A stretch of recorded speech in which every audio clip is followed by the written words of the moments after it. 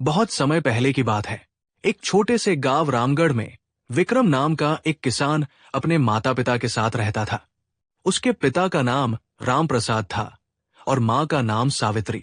दोनों बूढ़े हो चुके थे, लेकिन ईश्वर की कृपा से अभी भी काम करने लायक थे। हालांकि उम्र का असर उन पर दिखने लगा था। राम प्रसाद की कमर थोड़ी झुक गई थी और सावित्री के बाल पूरी तरह सफेद हो चुके थे। फिर भी दोनों अपने बेटे के लिए मेहनत करने से पीछे नहीं हटते थे। विक्रम एक सीधा सादा लड़का था, दिल का बहुत नेक, लेकिन दिमाग से थोड़ा भोला। कुछ लोग उसे गांव का सबसे सरल इंसान कहते, तो कुछ उसे मूर्ख भी मानते थे। लेकिन विक्रम को इन बातों से कोई फर्क नहीं पड़ता था। वो दिन भर खेतों में मेहनत करता और शाम को घर लौटकर मां बाप की सेवा में लगा रहता। उसके पास अच्छी खासी जमीन थी, लगभग 20 बीघा। बाग में आम, अमरूद और अनार के पेड़ लगे थे। दरवाजे पर 3-4 अच्छी नस्ल की गायें भी थी, जो रोज दूध देती थी। भगवान की मेहर से विक्रम का घर परिवार खुशहाल था।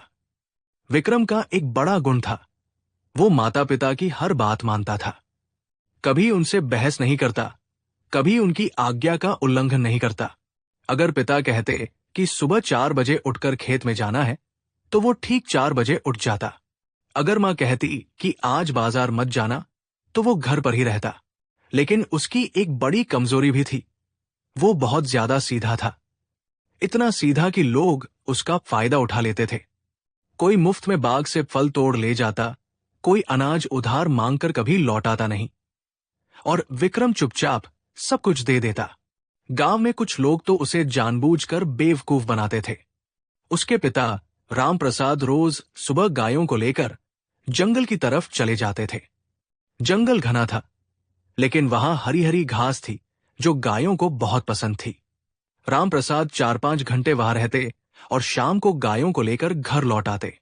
मां सावित्री घर का सारा काम संभालती थी, रोटी बनाना, दूध से मक्खन निकालना, घी जमाना। पुराने जमाने में ये सब काम बहुत मेहनत के थे। रोटी बनाने से पहले गेहूं को हाथ की चक्की में पीसना पड़ता था। चावल के लिए धान को ओखली में कूटना पड़ता था। फिर चूल्हे में लकड़ी जलाकर खाना बनाना पड़ता था। सावित्री बिना थके ये सब करती रहती थी। उनके घर में दूध की कोई कमी नहीं थी। सावित्री दूध से दही जमाती, फिर उसे मथकर मक्खन निकालती और मक्खन को गर्म करके घी बनाती।